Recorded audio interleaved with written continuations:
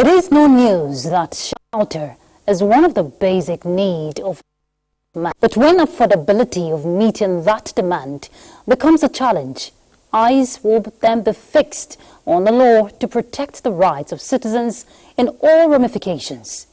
The growing demand and housing needs and the rising cost of affording a decent home continues to dominate conversations. On the flip side, landlords make demands from tenants by seeking arbitrary increase in rent payments, which they say might not be unconnected with the high cost of materials and inflationary trends. In recent developments, a bill of representatives which seeks to put 20% on rent increases was debated.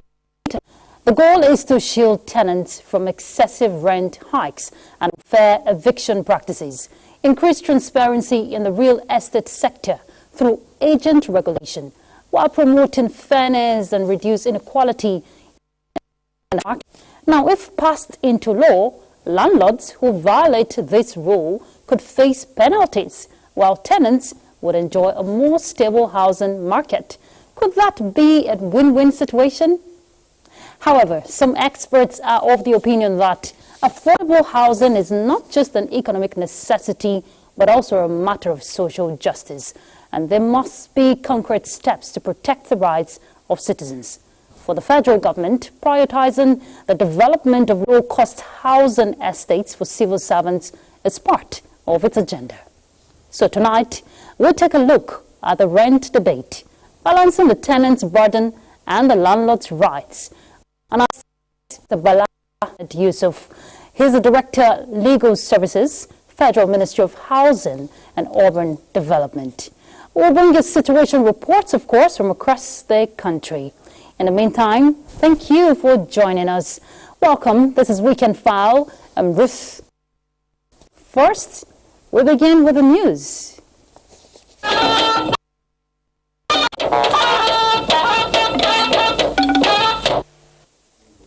The federal government has dismissed the recent U.S. report on religious freedom in Nigeria, reframing the nation's security challenges as part of a broader regional struggle against violent extremism. In a statement, Kimebi Ebienfa, spokesman of the Ministry of Foreign Affairs, stated that this instability is fueled by special interests across West Africa and the Sahel. The government reaffirmed its commitment to defending all citizens, regardless of creed or religion. The statement praised the efforts of the armed forces and expressed solidarity with victims of violence. He also highlighted Nigeria as a diverse and God-fearing nation that values tolerance and inclusion. Like America, Nigeria has no option but to celebrate the diversity as our greatest strength. Despite the disagreement on the report's assessment, the statement affirmed Nigeria's alliance with the United States and expressed desire to continue partnering in the pursuit of peace, freedom, and democracy. In other news, the presidential executive order on local manufacturing of healthcare products has attracted investor interest in Nigeria's local manufacturing industry. Coordinating Minister of Health and Social Welfare, Professor Mohammed Ali Pate, stated this during a visit to the corporate headquarters of Plus Life Diagnostics in China. Professor Pate noted that the presidential removal of tariffs and excise duties on pharmaceutical machinery, equipment, goods and accessories, in addition to enhanced regulatory action and speedy approval processes, are some of the key factors attracting new investments in localized healthcare manufacturing. The value chain for diagnostics overall will be enhanced because the point of care testing will be available, and it will demonstrate not only to local industries in Nigeria but to others from faraway places like here in Guangzhou and other parts of the world can come and have a viable market where they can manufacture and thrive. The executive order that the President signed allows us to incentives when it comes to importing not only raw materials but also equipment. And we're already seeing many industrial partners and players benefiting from that executive order. In a renewed effort to boost school attendance and enhance learning outcomes, the federal government launched a pilot breakfast scheme under its homegrown school feeding program. The initiative targets primary school pupils with Kano State first to benefit. Aminu Umar reports. The Home School Program, a federal government initiative, provided daily nutritious meals to pupils in public schools across the country. A strategy designed to enhance learning outcomes and boost school enrollment. Building on its success, the federal government has launched a pilot breakfast scheme tagged Snacks for Thought. Evidence from across the world has shown that school feed is not only nutrition, but also enrollment, attendance, and cognitive performance. But we are selling the ideas to developing partners, to state governors, to come and put together their private sector for the social, corporate social responsibility of their private sector. Governor Abba Kabir Yusuf, represented at the event, said the initiative aligns with Kano State's education policy and reaffirmed the government's commitment to ensuring its success. We will work closely with stakeholders to ensure transparency, accountability, and sustainability to achieve the desired objective of the program. The Ministry of Education remains deeply committed to quality of education and pupils' retention in school. For the pilot phase, primary schools in 4 local government areas of Kano State have been selected to benefit from the new breakfast scheme. In Kano, Amin Umar, NTA News.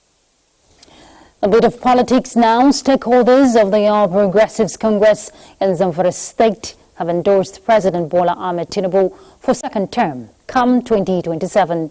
This forms part of the major resolutions of the stakeholders meeting presided over by former Zamfara State Governor and now Senator representing the State West Senatorial District, Senator Abdulaziz Yari Abubakar.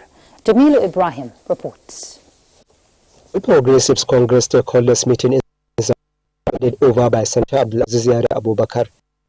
In the quarters at a Mafara local government area, the new executives of the party will govern the work levels. Also in attendance are serving official and statutory members, former deputy governors and former local councils chairmen elected on the APC platform, among other activities in the state. Passing the vote of confidence on the President Bola Ahmed Tinubu's administration and the subsequent unanimous endorsement of his re-election 27 with the Assembly representing North and District, Sahabi has moved the motion to that effect, funded by the member representing Bungudu Federal Constituency, Abdul Malik Zubairu.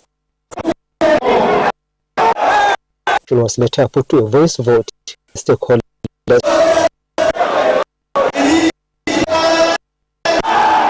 Senator Yari and some other APC stalwarts who spent decision to run for a second term is born out of the successes recorded by his administration within the past 2 years, which have restored the confidence of many Nigerians political leadership.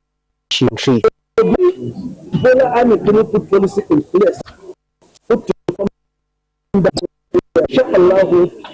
the support to where will become comfortable for the farmers come next season, inshallah.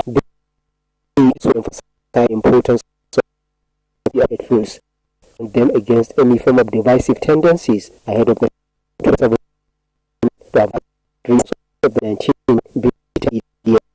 The former Minister and now Minister of State for Defense, Bello Muhammad Matoli, who is currently in Saudi Arabia for Lisa Hajj, also joined the meeting virtually. So, Jamilu.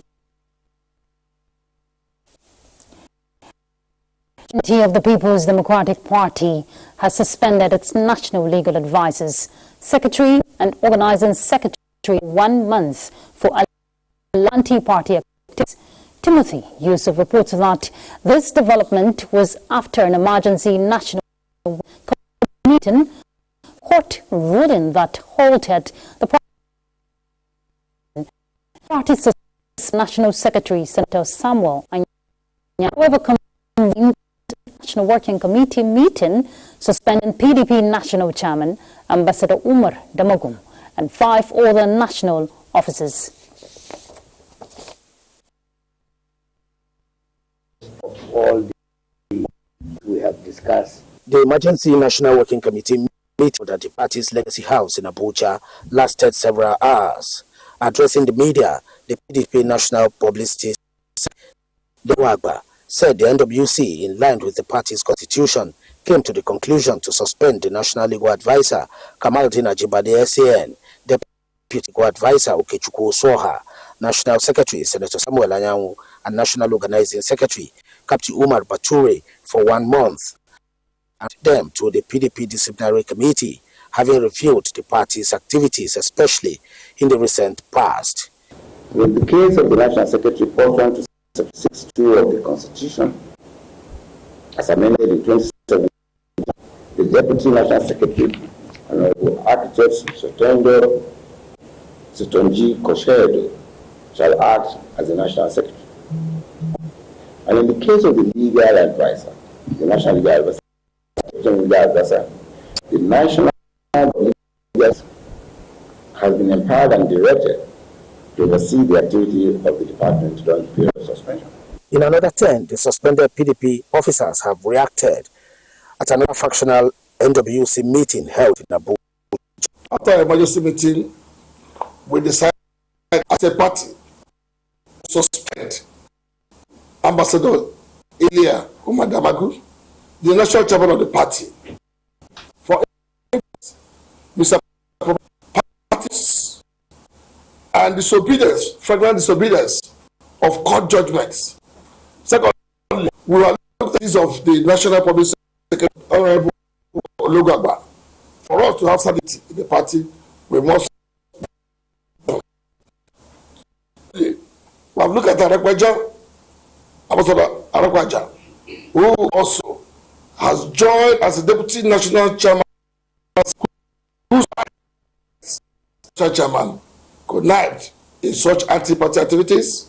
The factional NWC announced that the National Vice Chairman, North Central, Mohammed Abgova, the affairs of the party, Timothy Yusuf, NT News. Road Safety Corps. Mohammed says the Corps will not condone any act of bribery and corruption or other nefarious activities from officers and men of the Corps, as the integrity of the Corps remains paramount. He said this while reacting to the arrest of 6 officers of the Corps who were engaged in bribery. Yemi Ajayi reports. The Special Intelligence Squad of the Corps Marshal of Federal Road Safety Corps had on Saturday, 1st of November 2025, apprehended 2 teams from Gwagwalada and Abaji Unit Commands, respectively. A total of 39,600 naira were found, money said to have extorted from the motoring public. The Abaji Unit Command was said to be using point-of-sale operator to collect monies from motorists. From the military checkpoint, along with this bag, immediately we alerted from our vehicle. He threw this into a ditch where rice was planted. We videoed it, we recovered it. Unknown to them, we have deployed a drone. It has. Corporal Mohammed maintained that personnel, according to the Corps regulations, will be dismissed from the sector after completion of investigation process. He, however, cautioned the public against bribing FRSC officers while encouraging them to get the name on the chest plate and report any personnel demanding money from them through its mobile app and toll-free line 112 or the FRSC radio. To keep its regular final year, Gombe State Government has started the 2026 budget process. Emmanuel Akila reports on the preliminary aspects, which involves getting the people to make their inputs. The process of getting input from representative people is what government calls stakeholders consultative meeting on the budget operation. Good governance must be concentrated, must be inclusive. It It must be relevant and responsive to the desires and the yearnings of the people. No budget will be prepared in the state without the input of the citizens of the state. That is the reason why we started this 6 years ago. You will discover that after this engagement, the contents reflect the aspirations, the desires, and the needs of the people of Gombe. The annual budget process in Gombe State begins with the Citizens Consultative Meeting, and the most important thing is how much has this been paid off in delivering dividends of democracy as the citizens expect.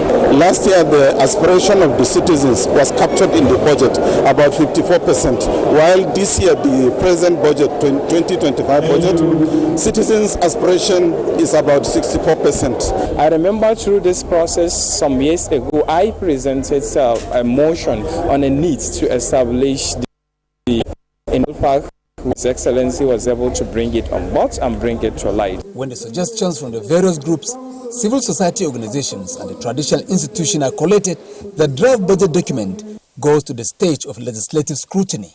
In Gombe, Emmanuel Akila, NTA News. Coming up, the rent debate, balancing the tenant's burden and the landlord's right. What do you think? While you ponder on that, let's take a break.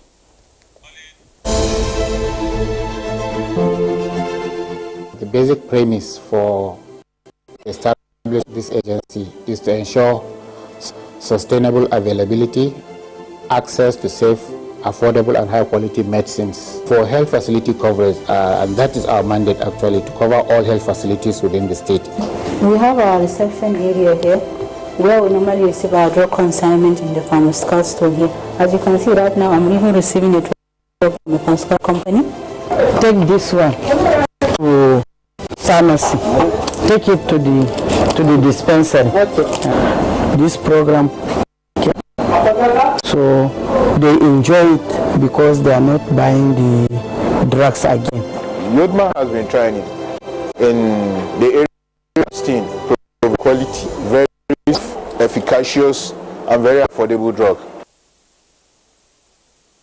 In the beating heart of business, sunrise to sundown, the wheels keep turning. And behind the scenes, vision meets action. Governor Hope Uzodima's leadership has turned manifestos into reality, transformations that feels like a miracle. But progress needs peace, and in Imo, it's not left to chance. From land to sky to river deep, God watch protecting dream opportunity. At Orashi's quiet shore, hydropower is rising, set to energize a growing economy. The change is visible. New roads emerge, industry hums, communities come alive. At the center, a digital revolution. 500,000 young minds trained each year to build the future. As a rush, so does Imo, and hard-working people. Imo is on the rise.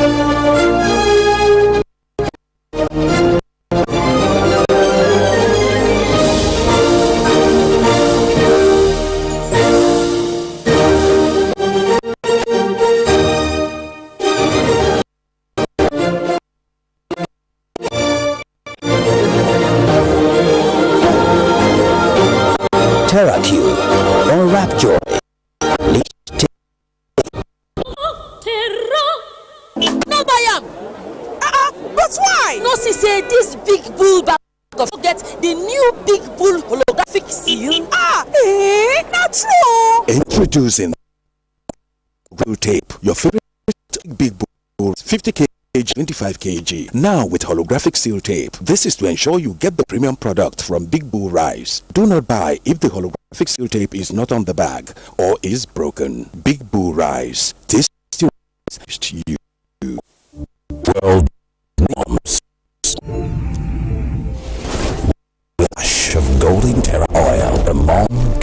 Transform a frown into a smile. Change no into yes please. Family foods without blowing a whistle. Providing tasty is altars. Where there are moms, there is love. Oil, your love. And the National Productivity Order.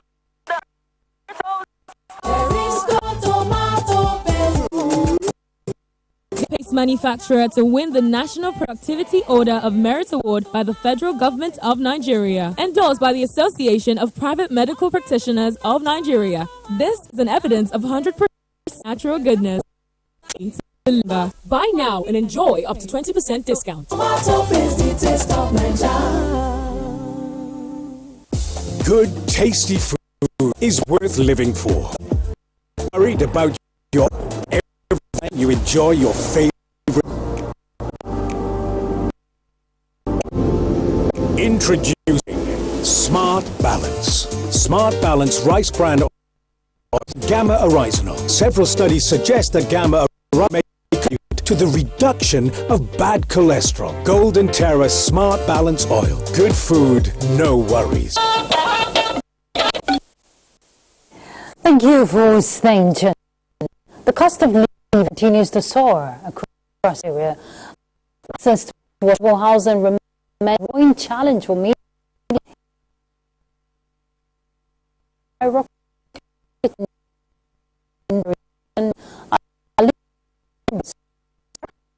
Over their heads.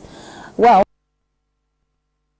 it's global and adopt and more.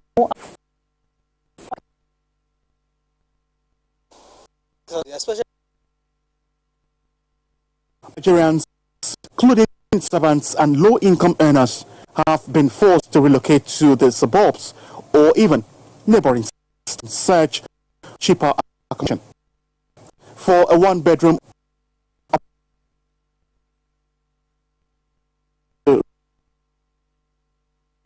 exclusional costs such as and caution fees from my tenants in the city center. Rents have become unbearable in the last 3 years. House owners, on the other hand, attribute the sharp rise in the present economic What of road, 20,000 naira, one pillar, one take 4 months. A landlord served notice evicting a tenant. Tenancy, one for a tenancy and for a yearly tenancy. But in practice, tenants say these provisions are often ignored. He told us what he was going to say, but like with it's up to you. And the owner, the new landlord is asking us to evacuate. He's giving us 1 week to move out. The National and State Assemblies have at various times expressed concerns over this trend, calling for policies that protect both landlords and tenants in a fair and transparent manner. We need to rise and direct authorities of government to put a control. The highest percentages of increment that we should think of for any time that we want to increase should not be anything above 20%. Experts recommend that Nigeria adopts stronger rent regulation frameworks, expand its social and affordable housing programs, and its reforms and incentives for developers to promote home ownership through housing finance. Charles Alpha, NTA News. Now, the rising costs of rent and growing tension between landlords and tenants have once again brought the state's tenancy law into sharp focus. I'm talking about Lagos. The law, first enacted in 2011, seeks to promote fairness in the rental market, but enforcement remains a challenge. Awal Yusuf Jibo reports. For many residents, finding and keeping a home in Lagos is becoming a battle for survival. Some tenants say their landlords now demand 2 or even 3 years' rent in advance, while others speak of sudden evictions without notice. The Lagos State Tenancy Law, enacted in 2011, seeks to address such grievances. But the question remains, how many Lagosians even know it exists? Boluwati Feshitu is a teacher. She says with rent and the current She fears that someday she might wake up homeless. You know, when you are paying a rent of like maybe 250k, and before you know it, you busy with 150,000, that's 400,000. You know, it's too much. Those agencies, something like that, they may help us find solution for this, to say some place. It's not easy. There has to be a lot of engagement between the legislature and the judiciary to ensure that the procedure for solution of tenancy-related issues are as smooth as possible, and they encourage investment in real estate in Lagos. On the flip side, developers and landlords say recovering their investments is not as simple as it sounds. They decry the high cost of construction, property maintenance, and managing tenants under the current economic realities. You don't do a plan again, and that's because you can't plan some of these construction costs. You know, Iron Road at the time was 225,000 naira per ton. It's 500,000, 750,000. Iron Road, as I'm talking to you right now, TMT is 1.2 million naira per metric ton. As Lagos lawmakers push for stricter enforcement of the tenancy law, both landlords and tenants are being reminded that understanding their rights and responsibilities remains the first step toward a fairer and more stable housing system. In Lagos, Yusuf Jubo, NTA News. Let's bring in our guests. Mr. Bala Mohammed Yusuf. He is the Director, Legal Services, Federal Ministry of Housing and Urban Development. Mr. Yusuf, thank you for joining us on Weekend File. Thank you very much, and I'm glad to be here with you. Fantastic. We're glad to have you. You've seen the reports. You've heard from the tenants and also the perspective of the landlord. Stands because there are a lot of issues on ground, especially affordability, accessibility to information that could be readily available to citizens. What's your take? Yes, thank you very much. We all know that the issue of this inflation affects every aspect of our life, but the most disturbing among them is the inflation that affects and food, because shelter and food are indispensable to life. So that's why the federal government, especially the Federal Ministry of Housing and Urban initiative to provide, to increase the supply of housing, to make it more accessible and more affordable by the Renewed Hope housing projects all over the country.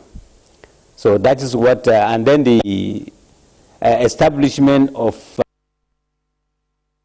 the regions of the, reduce the cost of construction of houses. So. Go ahead, sir. I thought you were done with your Yes. So that is exactly the aspect from which the Federal Ministry of Housing is trying to address the housing deficit in the country, by increasing the supply, because all this was taught about by the forces of demand and supply. The supply is limited, demand is higher in the major cities of the country, and that is what the Federal Ministry of Housing is trying to do, to address the paucity of, the deficit housing delivery to the citizenry. Okay, Mr. Yusuf, from what you're saying, of course, we know the ongoing Renewed Hope cities and estates with a target of 10,000, homes for citizens. But accessibility to these homes is the question here. And with the issue going on the arbitrary, eviction of, tenants, and also the skyrocketing increase in rent, that's the debate. Gladly, we've seen the legislative inputs of 20% cap, for rent, which, that will scale through. We don't know what the ministry make out of this whole circumstances. While citizens wait the completion of some of this still ongoing construction process, I want to believe. Yes, any discourse, the Federal Ministry of Housing is a critical stakeholder in every house delivery. And this issue of tenant and the landlord is of great concern to us, because so many states have come up with laws. Unfortunately, the laws were not strictly enforced, and that really make it somehow inefficacious. So the Federal Ministry of Housing is really in support of the current move to come up with a robust legal regime to address the crisis, between the tenants and the landlords, bearing in mind that rights and duties are complementary. The tenants has rights, but there are duties they have to perform, and we are affected by the landlords. Also consider the cost of construction, the cost of financing. Some of them go through before for finance construct these houses. So first of all, trying to increase the production of mass housing production, come up with a possible incentive to production of houses to landlords, and at least to minimize the housing deficit, and to enable the tenants to be able to access all these houses, to own houses. When you construct houses, and the Nigerians are able to own houses to reduce the number, because the most important is for the own their own houses. What the housing by constructing houses, middle income earners, affordable price. Recently, you must have heard about the coming of the approval by the federal government price, which is very affordable to the citizenry. Actually, what the Federal Ministry of Housing is trying to double the number of houses for the citizenry to own dwelling houses. You know, it's good you kept hammering on the word affordability, Yes. which is very important, because it's a happy this is there and not being able to qualify for it. Let's take a break, Mr. Yusuf. Back. Meals you can cook with these ingredients. You spend heavily, but no guarantee of a tasty meal. Not making a right choice of seasoning cube and confidence.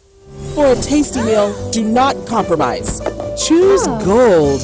Use Terra Gold for the rich, consistent taste your loved ones crave for. Good for soups, stews, and jollof. Terra Gold. 1 cube, and it is. Christmas is your season to create a home life. At LifeMade, you can have more choice, more magic, from timeless classics to posh custom designs. Your dream Christmas look can be yours. The satisfying part, it's fast. With in-stock items ready to deliver before Christmas. Fast delivery. Your dream holiday cover happens in record time. Every piece is designed with the finest materials and craftsmanship. It's good through the seasons. This Christmas, you also save with exclusive discounts, stacking offers. You spend less but bring home value and reasons to celebrate. From 1st November to 31st December, let LifeMade Furniture transform your home into the heart of Christmas magic. Visit our showrooms or call 081-2000-6000 today. Terms and conditions apply. LifeMade, your life made forever.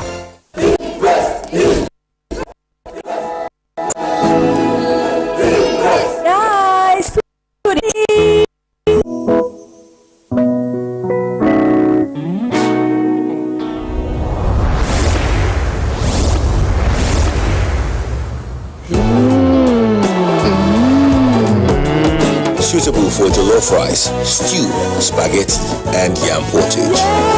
Cooked to impress. Good, tasty food is worth living for. Worried about your oil every time you enjoy your favorite? Introducing Smart Balanced Oil. Several studies suggest that gamma oryzanol may contribute to the golden Smart Balance Oil. Good food, no worries. What makes a true leader in the game? Is it being the first to start? For a decade, name always led in front. That name is Bet Naija. Bet Builder, Bet Freeze, One-Up, Bet Boom. Not just features, but unbeatable odds on over 300,000. Playing to win. Just another reason why Bet Naija is truly Nigeria's #1. The Financial Services Regulation Coordinating Committee, FSRCC, in collaboration with the National Broadcasting Commission, NBC, wishes to draw the attention of the public to the worrisome increase in the activities of illegal financial operators which threaten public trust and the stability of the Nigerian financial system. The FSRCC and NBC hereby advises the general public to refrain from dealing with unlicensed financial operators who deceive individuals on investments, to verify licensing status of such companies and schemes on this website. To report any suspicions of illicit financial activities, call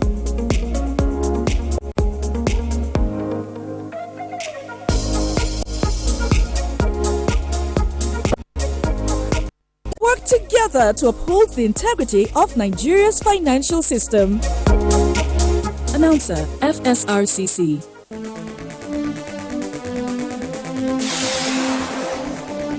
Experts deliberate on Nigeria's exit from the Financial Action Task Force, impact on global image and economy, believed to be a huge win for Nigeria by President Tinubu's administration. This live on Tuesday, on the 4th of November 2020. To know how this development will boost investor confidence, increase capital inflow, improve Nigeria's global standing, and enhance financial stability. NTA Tuesday Live comes up every Tuesday at 10 p.m. NTA Tuesday Live, educative and incisive. Don't miss it.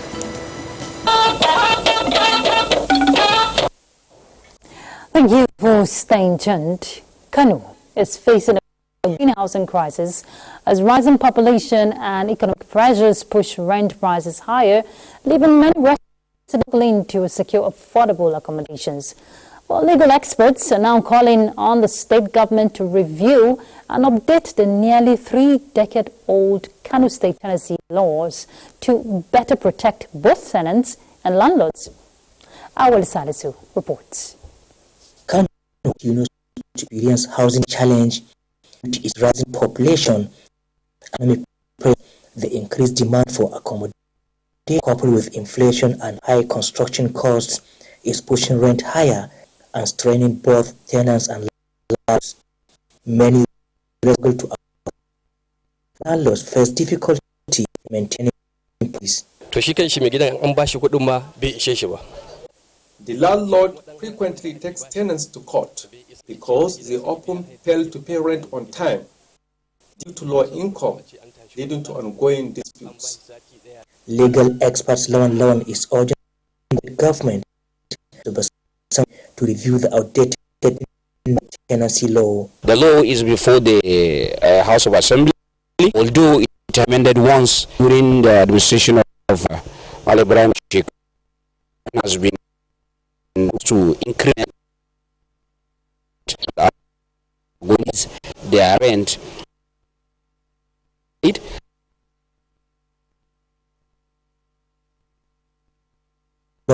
Attention by solutions to deepening crises. He emphasized the need for clear guidelines on rent control, eviction, and tenant landlord's rights to ensure fair housing sector in Kano. Awal Salisu, NTA News.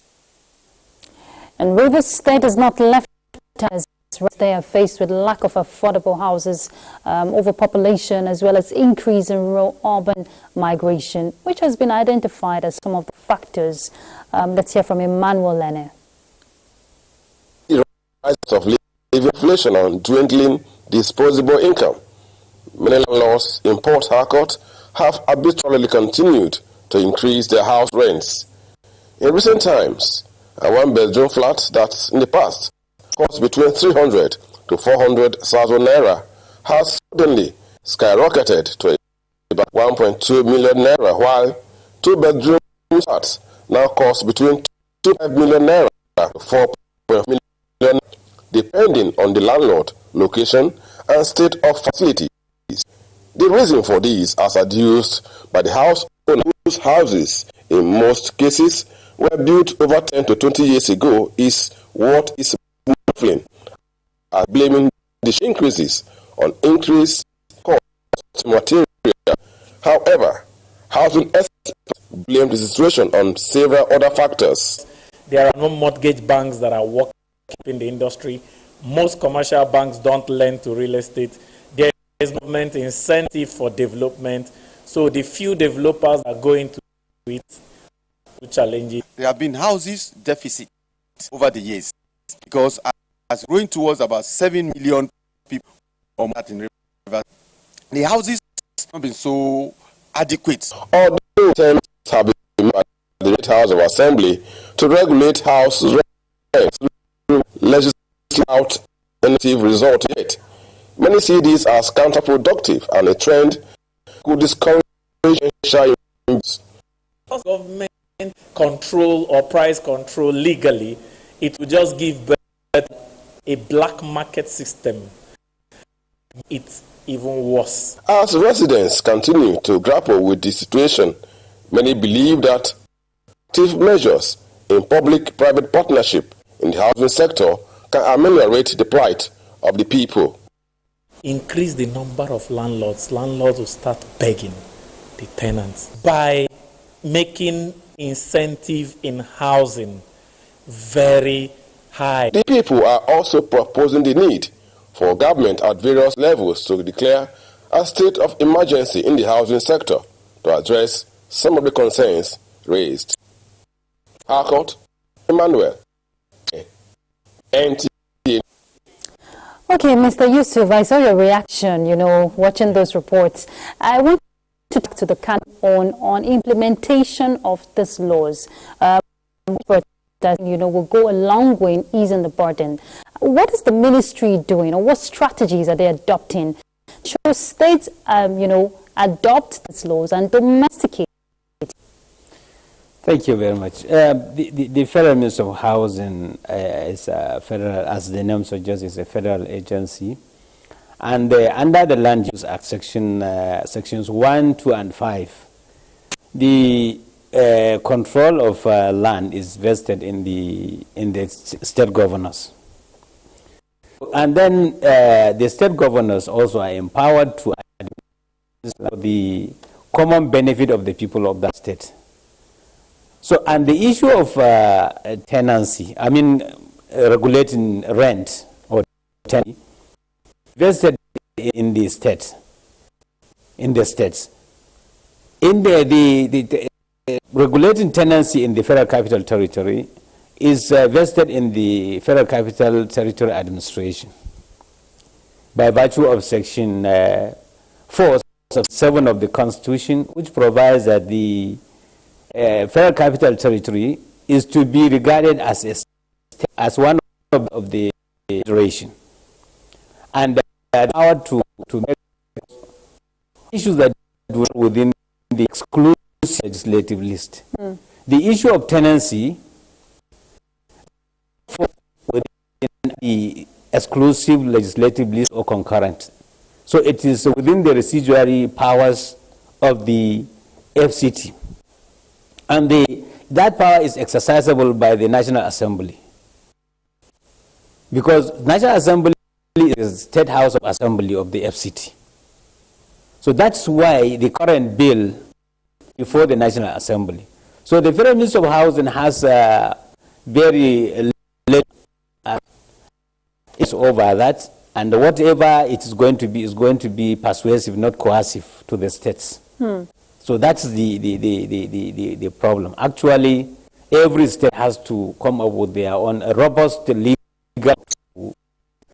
the right of tenants and that of the landlords are protected.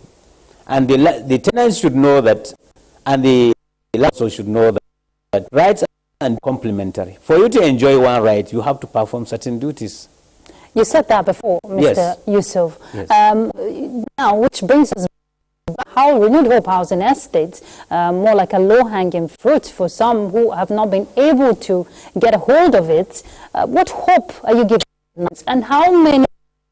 I'm not saying you should give us statistics of the number of people, but servants and even people who are not civil servants to get a hold of this housing. Well, you know that there is housing under the Federal Mortgage Bank. So the Federal Ministry of Housing is trying to bring out an effective mortgage arrangement that will enable low-income earners to be able to buy these houses to the Federal Mortgage Bank. So they will finance, and then the Federal Ministry of Housing, like I said before, is committed to massive housing and to at least to make it available for low and the middle income earners. So that is exactly what the Federal Ministry of Housing, and I assure you, depending on the budgetary disposal, the ministry is poised to deliver on that. You know why I asked that question, Mr. Yusuf, is because when you look at the commitment from because I know it's a collaboration, it's not fully funded by the ministry. Yes. So when you look at the other aspect, what citizens are expected to pay, is it friendly? Maybe I should be direct. Well, it is considering the current realities. Okay. It is friendly. That's why the one of the things also is that the Federal Ministry of Housing into partnership with the private sector, because even though housing is one of the fundamental objective of governance under the Constitution, Chapter 2, under the fundamental objective and principles of state policies. So it's one of the social objectives of governance. So definitely the Ministry of Housing is best. First of all, it will maybe go into an arrangement with other relevant government agencies to incentivize, like, to make the cost of action to enable low-income and middle-income earners to afford housing. Okay. Let's leave the issue because we'll continue to dominate conversations, but we'll put our eyes on the prize. Much, Mr. Bala Mohammed Yusuf, for coming on Weekend File. Thank you very much. All right. Thank you. Let's take a break. We'll be back shortly. Stay tuned. The Renewed Hope Initiative, RHI, presents the RHI Green Nigeria Challenge.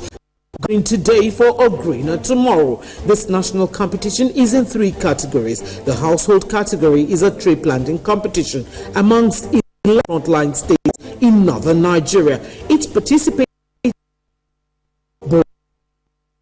Gombe, Gawa, Kebbi, Sokoto, Yobe, and Zamfara states will plant a minimum of 1 tree with evidence of before and after the exercise.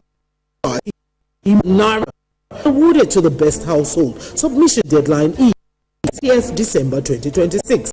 Community category local communities, schools, and NGOs reclaim and transform degraded or abandoned areas such as dump sites, landfills, parks, and their likes into vibrant gardens, parks, and eco. 50 million naira will be awarded to the overall best community group. Deadline for submission is 15th July 2026. State category will have all states of the Federation and the Federal Capital Territory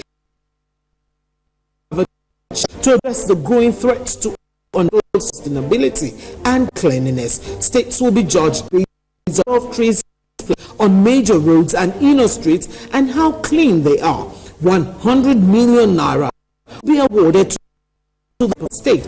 Already, Enugu State has 100 million naira. In RHR model state, greenery and video evidence must be submitted to participating states on or before 20th December 2026. All entries must be directed to RHI Office, State House, Abuja, or RHI State House.g. RHI HI Green Nigeria Challenge. Green today for a greener tomorrow.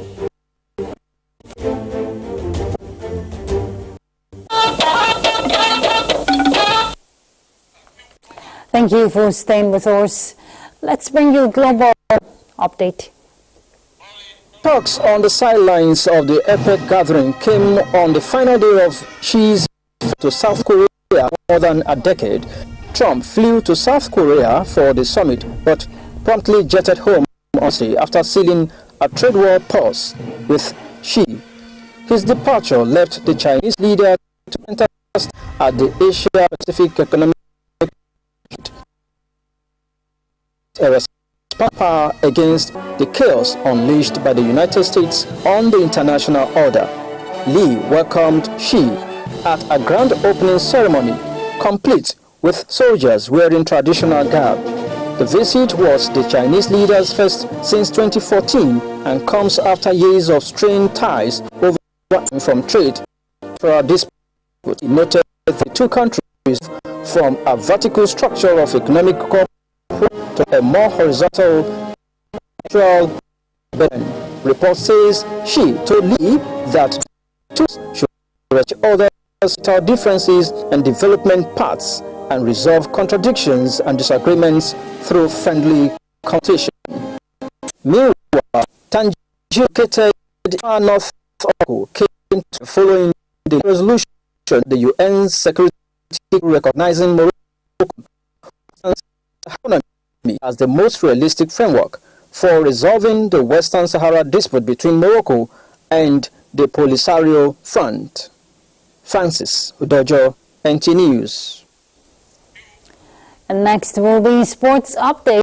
Sportsman Ayodeji Makinde is set. Ayo, what do you have for us? Well, quite a handful, Ruth, but let's begin from the home where Kwara United recorded a 3-1 victory in Champions Stars.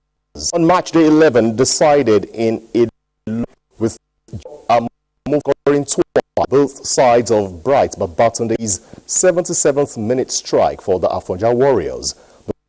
Before consolation for Remo Stars in the Nigeria Premier Football League. Elsewhere, Otuka Egbo equalized in the 44th minute for Warri Wolves in their 1-1 draw with Bendel Insurance at the Samuel Gbemudia Stadium in Benin. Okanemi Warriors welcome Rangers to Maiduguri 3SC Shooting Star Sports Club host Katsina United in Ibadan.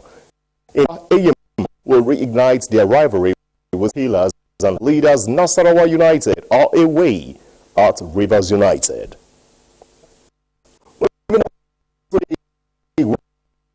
Fourth minute strike was all Chelsea needed to secure a 1-0 win over Tottenham moments ago, as the Blues claimed bragging rights in the London Derby. Their winning streak in the Premier League to 5 matches over Burnley, while Manchester United played to a 2-2 draw against Nottingham Forest. Fulham, led by Nigeria's Alexi Wood, a 3-0 win over Wolverhampton Wanderers, and Brighton eased to a 3-0 win over Leeds United. On Sunday, Manchester City host Bournemouth at the Etihad Stadium. Newcastle United play West Ham, while Sunderland will take on Everton. Now to the story, the Turkish Football Federation has handed suspensions to 149 referees and assistant referees after uncovering widespread involvement in betting activities. The penalties, ranging from 8 to 12 months, follow an investigation that found many officials held betting accounts, with some of them placing just a few 1,000 bets. Secondly, recorded 18,227 bets. The Turkish Football Federation emphasized that by much officials violates its as well as those of FIFA and UEFA. Further investigations into other officials remain, signaling a broader crackdown within football. In the world of tennis, Iga Swiatek produced a masterclass in 6 Australian Open Madison 6 at the WTA season-ending tournament in Riyadh, Saudi Arabia. Also, stands 6th seed Alina Rybakina dashed away past and 4th seed Amanda Anisimova. 6 The top 8 women's players in both singles and doubles are competing in Saudi Arabia with a total prize pool of £12,000 stake. And that's much. Let's go to Ruth. Obviously, is not yet here. I wish I am. Looking at that prize, I wish I am. But let's do the weather together. Across the northeast, a slight dust haze will be the main feature for Sunday. So visibility a bit used over those areas, while those north axis can look forward to bright sunny spells throughout the day, including the central states. For the south, conditions become a bit more unsettled, with chances of isolated thunderstorms over parts of Enugu, some parts of Imo, Anambra, Edo, Abia, and the entire belt. If you're in any of these areas, please take precautions. Temperatures will stay on the side. 39 degrees Celsius in Nguru, 38 in Maiduguri, 37 degrees Celsius in Sokoto, and about 30 over the Federal Capital Territory. Remember to stay hydrated, wear clothing, and keep as cool as you go about your day. Thank you for watching.